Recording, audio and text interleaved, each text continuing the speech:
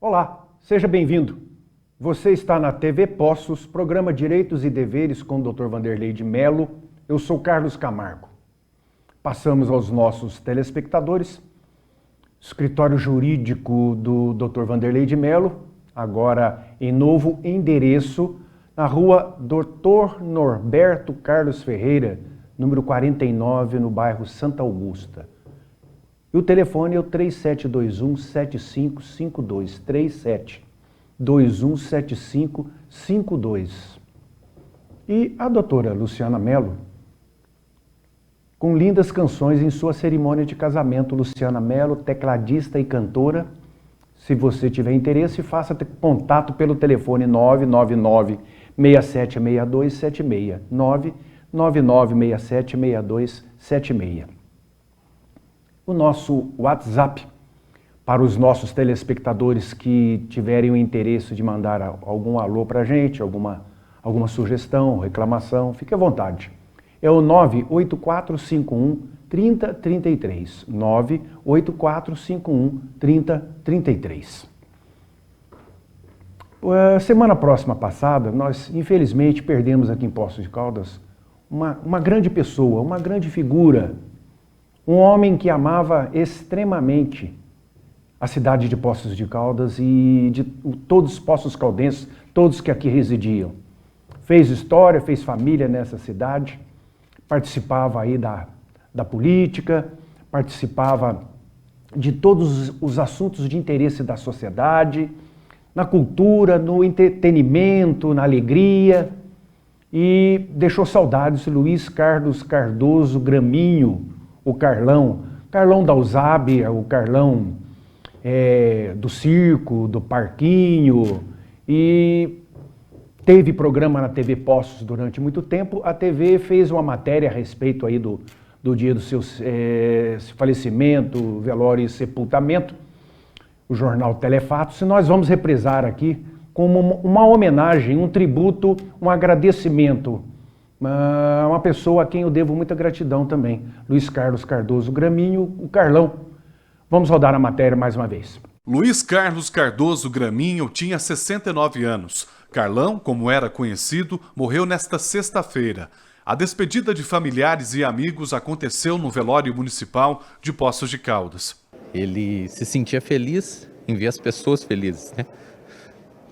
E isso era algo que a gente via no olho dele, né? A alegria de fazer as pessoas felizes. Então, assim, algo que ele deixou para nós é isso, que ajudar o outro é melhor do que qualquer coisa, né? Que isso é o que ele sempre tinha com ele. Ele tirava dele para dar para as pessoas, entendeu? Então, assim, isso é algo que vai marcar muita gente, né? E todo mundo que conhecia ele sabia que ele era assim, né? Então, ele marcou, né? Carlão foi presidente da União da Sociedade dos Amigos de Bairros. Também atuou no circo e mais de 10 anos levou alegria aos domingos ao lado do Palhaço Chapéu na programação da TV Poços. Sabe o que eu vou fazer na Cardense? Vou ficar de reservado. Reserva, pai. É, reservado. Pai, reserva. Então o reservado, filho, sabe, não recebe agora.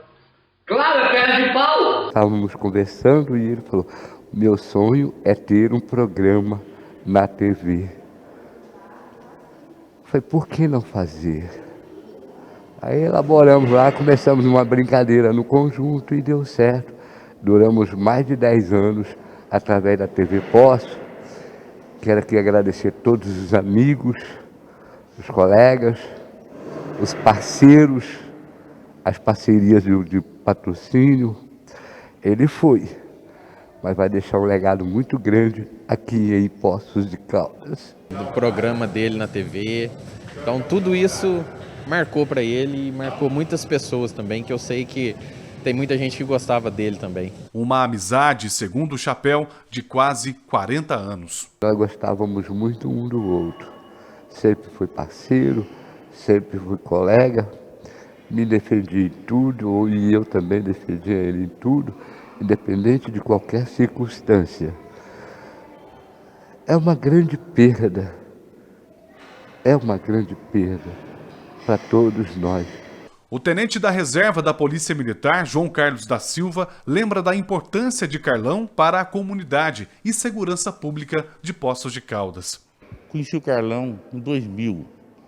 Na época, eu estava na ativa, tinha a incumbência de criar Conselho Comunitário de Segurança. Procurei o Carlão era uma pessoa muito influente, ela presidente do OSAB, tinha uma liderança muito grande com todos os presidentes de bairro da cidade. Ele aceitou e foi o primeiro presidente do CONCEP, realizou grandes trabalhos, reuniões comunitárias, discutindo o problema de segurança pública. Eu fui um parceiro de primeira hora, sempre empenhado. Eu acho que a cidade está perdendo um grande homem, um cidadão que trabalhou demais em prol da cidade, inclusive da segurança pública. Carlão enfrentava problemas de saúde há mais de 20 anos, mas em razão de algumas complicações, nos últimos dias o estado de saúde se agravou. Ele foi encaminhado ao hospital, mas não resistiu a 2 paradas cardiorrespiratórias. Ele tinha mal de Parkinson, né? E ele, durante um período, ele conseguiu até fazer uma cirurgia, né? De colocar uns eletrodos, mas depois dessa cirurgia, ele teve uma vida melhor, né?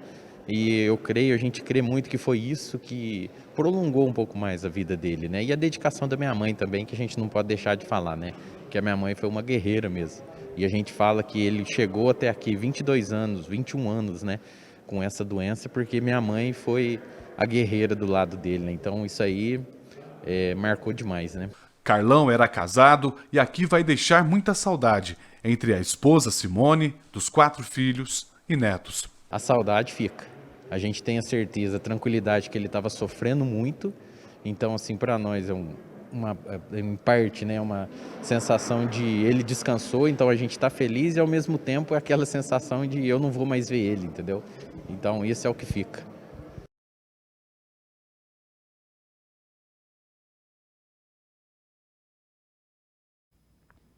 Ok, fica aqui os nossos mais profundos sentimentos de pesar a toda a família do Carlão. E ele jamais será esquecido, porque, como disse aí na reportagem, o legado que ele deixou, a herança de bons serviços prestados à comunidade e sociedade Poços Caldense vão permanecer, deram frutos. Que Deus o receba na sua infinita misericórdia. A vistoria de veículos automotores sempre foi feita pela Polícia Civil. A princípio, em todo o Brasil.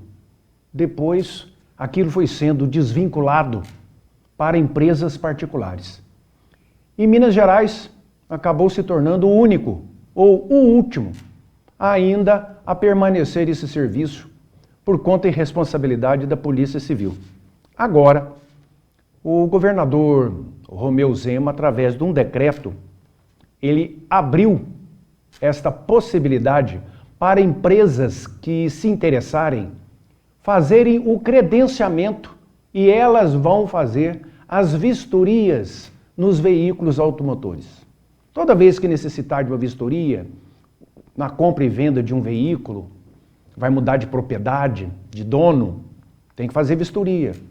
Tem que colher lá o número do chassi, olhar o carro, como é que ele está, a situação que está o veículo. Até um veículo novo que sai da concessionária. É um serviço de extrema relevância para a garantia do próprio comprador, de quem vai adquirir o veículo. E isso não tem nada a ver com a atividade da Polícia Civil. A Polícia Civil é uma polícia que, segundo a Constituição, é para investigar crimes, apurar o delito, a autoria, a materialidade, como é que aconteceu, quem foi, dos crimes, dos delitos praticados. Então, com esse decreto, as empresas que já fazem, tem umas empresas que já fazem vistorias para seguradoras, elas terão mais facilidade em agregar mais esse serviço lá na sua plataforma de de prestação de serviços. E outros poderão abrir. Existem vários requisitos, tem que cumprir, ainda vai ser publicado uma regulamentação a esse respeito. E quem quiser abrir uma empresa para fazer a vistoria de veículos, deverá seguir aquele roteiro. E assim sendo aprovado, ele vai poder então exercer essa atividade. Isso aí vai abrir empresas, vai gerar empregos, recolhimento de impostos, de taxa, vai movimentar a economia. Porque na realidade a Polícia Civil já tinha há algum tempo extinto o cargo ou a função do vistoriador de veículos, mas continuou fazendo o serviço. Quer dizer, uma coisa que não dá para entender. Extingue o profissional vistoriador de veículos, mas a vistoria de veículos continua com a Polícia Civil. Aí foi feito verdadeiras... segura daqui, pega um funcionário, tira de um setor, pega um outro investigador, tira do setor e desvia de função. E isso aí foge completamente à condição primeira constitucional da Polícia Civil. Então, agora, a partir de novembro, as empresas já vão poder funcionar. Isso vai facilitar a vida da pessoa, do cidadão, da pessoa que tem carro. Porque aquela dificuldade, tem que entrar em fila, às vezes tem que pegar senha, às vezes tem que... não dá num dia, passam 2 dias ainda não deu. O volume é muito grande, o número de funcionários à disposição é pequeno. Então, tendo empresas que fazem isso, a pessoa vai levar em qualquer uma daquelas empresas credenciadas, eles fazem a vistoria e dali para frente a pessoa toca o processo de transferência, de compra, de revenda do seu veículo tranquilamente. As cidades que não tiverem, enquanto as cidades não tiverem empresas credenciadas para vistorias de veículo automotor, o serviço continuará sendo prestado pela Polícia Civil. E à medida que forem empresas entrando em atividade, aí vai sendo desarticulado essa prestação de serviço da Polícia Civil. A maior dificuldade vai ser em cidades pequenas, muito pequenas, que tem pouco movimento de veículo. Não se sabe se é vantajoso para uma pessoa abrir uma empresa, ter um gasto, colocar ali um dinheiro para poder abrir uma empresa e, devido ao número pequeno de veículos, o retorno não será tão agradável assim. Que, lógico, quem vai abrir uma empresa quer lucro. Então, nas cidades pequenas, ainda vão existir aí algumas dificuldades. Mas no caso aqui que nós estamos falando de Poços de Caldas, cidades do tamanho, porte médio, isso aí, vão existir várias empresas credenciadas para fazerem vistorias de veículo automotor. Você que está assistindo, que tem interesse, procure se informar, porque é uma boa atividade. Da mesma forma, está em andamento a PEC 7121, que visa tirar da Polícia Civil a atividade total do Detran. A Polícia Civil de Minas Gerais é a última do Brasil a ainda manter esse tipo de atividade, de trânsito, carteira de motorista, veículo automotor, documento de carro, licenciamento de veículo. E isso nos outros estados já não é feito mais com a Polícia Civil. Já é tudo terceirizado, autarquia, não tem nada a ver mais. Em Minas Gerais ficou por último. E agora parece que esse serviço geral, paulatinamente, gradativamente, vai sair da Polícia Civil e vai para a autarquia, para empresas credenciadas pelo governo. É a forma correta. E a Polícia Civil dedicar aí a sua verdadeira vocação, que é a apuração, a investigação de crimes. Já que a gente volta.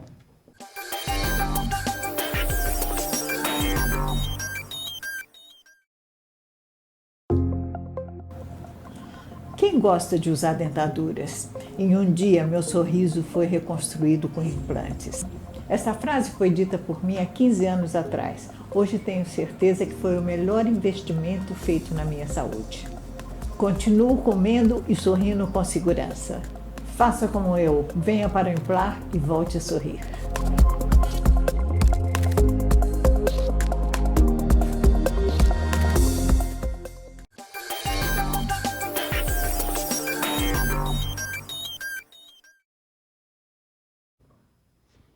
O Senado aprovou, na última semana de junho, uma PEC, proposta, né, um projeto de emenda constitucional, dentro de um chamado estado de emergência, para fornecer uma ajuda a várias categorias, a vários tipos de pessoas, à população de uma maneira até geral, devido a esse momento que nós estamos passando, que atinge o mundo inteiro. Inflação galopante no mundo inteiro, devido primeiro à pandemia, que parou o mundo por 2 anos, no mínimo, lockdown, fecha tudo. E depois, essa invasão da Rússia na Ucrânia, mexeu demais com a economia mundial. E não tinha jeito, afetou o Brasil. Mas o Brasil ainda está sendo um dos melhores a passar por essa crise mundial.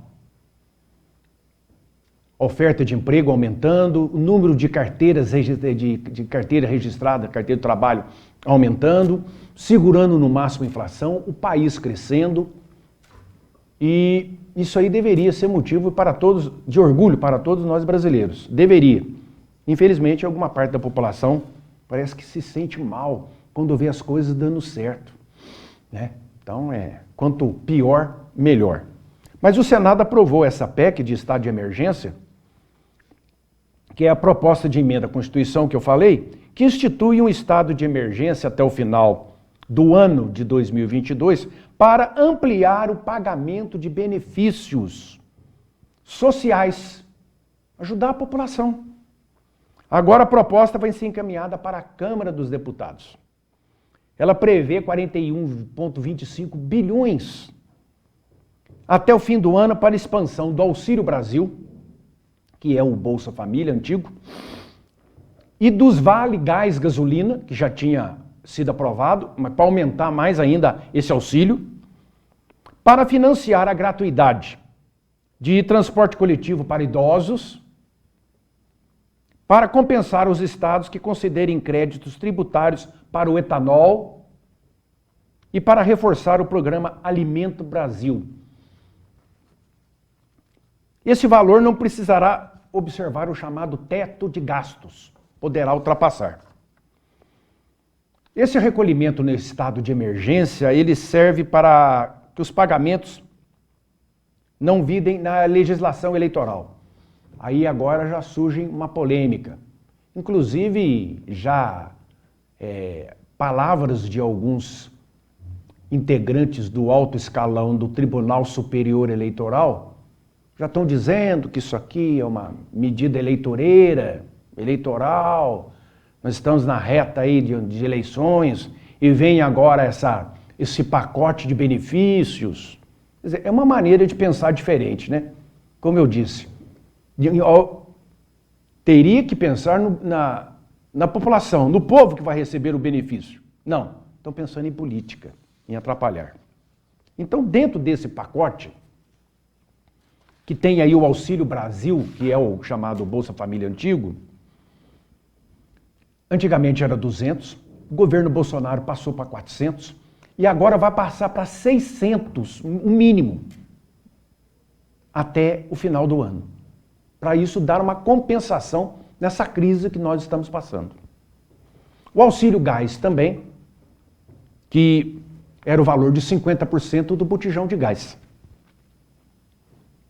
E ele também vai ser estendido aí até o final do ano. Exatamente por causa desse, sobe a gasolina, sobe o óleo, sobe o gás, sobe tudo. E uma coisa muito importante é o chamado auxílio para os caminhoneiros, que é um voucher de R$1.000, um crédito, né, que é dado aos caminhoneiros, aqueles que são particular, não empresas. O caminhoneiro, aquele que tem um caminhão, que vive dele, como tem aí os milhares e milhares pelo Brasil, receber mensalmente R$1.000, ajudar no abastecimento do caminhão, de alguma peça, de alguma coisa. O caminhoneiro tem que estar registrado no Registro Nacional dos Transportadores Rodoviários de Carga, que é o RNTCR. Praticamente todos os caminhoneiros têm esse registro. Então, quem assim for, vai receber esse auxílio. Auxílio para taxistas também. Benefício para profissionais cadastrados como motoristas de táxi, que também foram afetados aí imensamente pela pandemia, pelo para tudo e a economia a gente vê depois. Serão contemplados os cadastrados, né? Que eles tem que ser o taxista cadastrado. E essa forma de pagamento, como é que vai ser feito, ainda vai ser regulamentado. De que jeito? E também uma gratuidade aí de 2,5 bilhões ao total para os idosos no transporte público. Então, a prefeitura vai receber o dinheiro e vai pagar a empresa de transporte público pelo número de idosos que acima de 60 anos, 65 anos, que são transportados. Então, como eu falo aqui, não existe almoço grátis. Se o idoso está andando de graça no ônibus, ele não está pagando, mas alguém está pagando. Então, ficava a cargo da prefeitura. Fica a cargo da prefeitura. Mas o governo veio agora para um alívio nos caixas da prefeitura e vai mandar mais essa verba para compensar essa despesa da prefeitura. Se alguma cidade não tem um sistema de transporte coletivo, aí não vai receber. Mas grandes cidades, porte médio, todas têm transporte coletivo, ônibus, circular, né? E o crédito para o etanol. Qualquer estado do Brasil que retirar os impostos no álcool, o governo vai também injetar um auxílio para o estado para compensar aquela perda do tributo, do imposto. Isso é muito importante, porque o preço do álcool terá que baixar na bomba. Então, o governo federal está tomando esses pacotes para ajudar a população. Infelizmente, como eu disse, grandes cardeais do Tribunal Superior Eleitoral estão entendendo isso aí como uma atitude eleitoreira. Então, se for assim, no período do ano de eleição, não se pode fazer nada, não pode ajudar ninguém, não pode deixa o país passando todas as dificuldades, porque qualquer atitude que se tome é atitude eleitoreira. E por último tem o Alimenta Brasil, que é um projeto também do governo, na faixa de R$500 milhões, que é um reforço orçamentário para o programa que promove compra de alimentos de pequenos produtores e sua destinação para famílias em situação de insegurança alimentar. Então, aquele que é produtor, pequeno produtor, ele também pode receber uma verba para ali dar conta da sua produção, aumentar a sua produção. E essa produção também será esse dinheiro destinado para os órgãos que controlam, né, a assistência social das cidades, para poder dar alimentação para as pessoas que estão cadastradas, como a chamada insegurança alimentar. Pessoas mesmo em estado de pobreza e que, segundo se alega, estão passando fome. Isso tudo são atitudes que o governo federal está tomando para amenizar, como eu disse, a situação que o Brasil está passando, o mundo inteiro, em particular o Brasil, que é o que nos interessa. E isso tem que ser recebido pela população e por todos os políticos com uma forma bonita, uma forma agradável de o governo está aí para isso, é para fazer o que pode pela população. E nós tivemos também aí um assunto muito discutido na Câmara Federal, no Senado Federal, que era a diminuição do imposto de circulação, mercadoria e de serviço dos combustíveis, gás de cozinha, transporte coletivo, que também chegou-se à conclusão que os estados não poderão cobrar mais que 17%. A maioria dos estados estavam cobrando 30%, em Minas Gerais 31% da gasolina. Então agora com essa medida, esse imposto sai. O governo federal vai recompensar os estados com essa perda, inclusive na dívida que os estados têm com a União, com a federação. Alguns estados já estão cumprindo isso aí. O caso aqui do governador Rodrigo Garcia, né, que substitui o Dória, que saiu. Rodrigo Garcia, ele já baixou o preço da gasolina no estado de São Paulo, porque ele já cumpriu, desceu conforme está determinando a lei agora. O do estado de Goiás, Ronaldo Caiado, também já está cumprindo. O preço lá caiu. E espero que aqui em Minas Gerais, o governador Romeu Zema, que sempre muito sensibilizado aí com os problemas econômicos do estado, com a população, vá também cumprir rapidinho para que retire esse imposto de 30% para o teto que é agora, no máximo 17%. Isso aí também vai atender a energia elétrica, porque se paga o ICMS em cima da conta de luz. Então, se você observar lá a descrição que vem na sua conta de luz, o ICMS está lá, o imposto. Às vezes você está achando que a luz está cara, mas é o imposto que tá ali que está aumentando o valor. Esse valor também agora vai ser modificado, não vai passar no máximo 17% também. E tem mais uma coisa.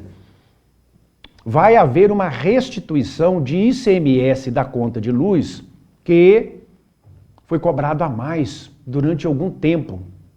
E agora isso vai ter que ser devolvido ao cidadão na sua conta de luz. E como é que isso vai ser devolvido? Em abatimento, em créditos, não em dinheiro, numerário, em créditos, para aos poucos ir devolvendo aquele imposto que foi cobrado a mais. Então isso já vai dar uma compensação.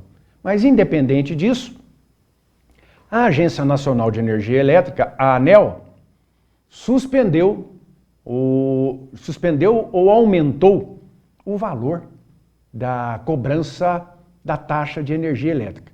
Então vai subir de um lado, porque isso é um aumento anual, todo ano tem isso, mas vai descer do outro, com esse retorno do CMS que foi cobrado a mais e com a diminuição do imposto do ICMS.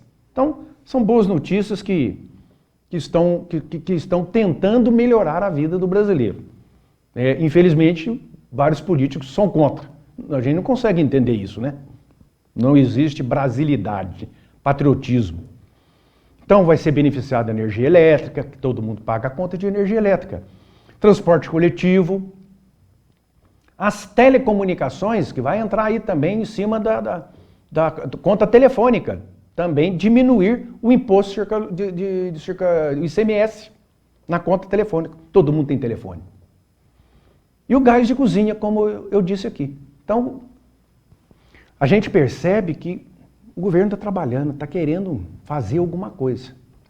Impressionante como tem gente contra. Quer ver o barco, quanto pior o barco está afundando, mais se sentem felizes. Tudo para fins políticos. Então não se pensa no povo, não se pensa na população. Isso aí, infelizmente, é uma coisa que... Como é que a gente vai mudar a cabeça desse povo? Não tem jeito, né? E o cidadão tem uma casa, ele aluga uma casa e daquele dinheiro ele tem um aluguel, para ele se sustentar, sobreviver. Então, com o período da pandemia, foi suspenso a ação de despejo. O inquilino não paga aluguel, mas estava na pandemia, não podia pagar aluguel, não pode botar o inquilino para fora, não pode requerer o despejo do inquilino. por falta de pagamento. E ele vai ficando. Não pode ser despejado, vai ficando e não vai pagando.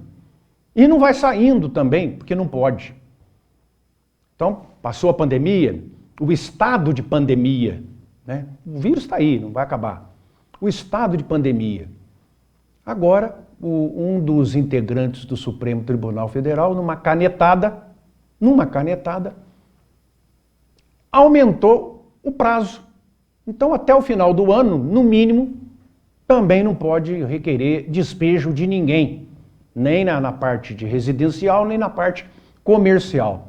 Então, aquele cidadão que tem um cômodo alugado, que tem uma casa alugada, um apartamento alugado, e o inquilino não paga aluguel, ele não paga e não sai, e a lei não pode tirar. Infelizmente, no Brasil, o Brasil não está sendo governado pelo presidente da República, né? A gente acha que o presidente da República manda muito? Manda não. Quem manda no Brasil hoje são integrantes do Supremo Tribunal Federal. Cada um decide do jeito que quer. Né? Não agem mais nem coletivamente, individualmente, monocraticamente, como gostam de dizer outros. E vai dando canetada e vai tomando decisões. Não quero que a polícia invada locais de narcotraficantes nas favelas, nos morros do Rio de Janeiro. Canetada.